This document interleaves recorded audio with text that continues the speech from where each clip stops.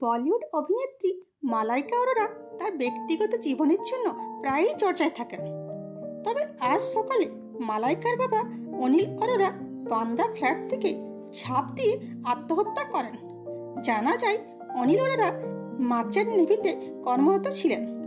Retire পর তিনি দীর্ঘদিন ধরেই অসুস্থ ছিলেন। ইতিমধ্যে ঘটনাস্থলে পৌঁছে গিয়েছে বান্দা পুলিশ, তবে পুলিশ এখনো কোনো সুইসাইড নোট পায়নি।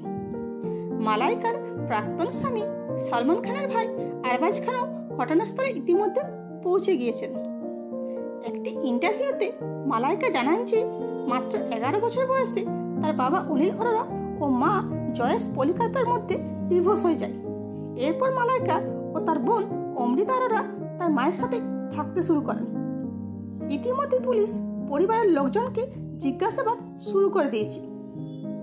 এরকম ভিডিও পেতে চ্যানেলটিকে লাইক, শেয়ার ও সাবস্ক্রাইব করুন। Thanks for watching.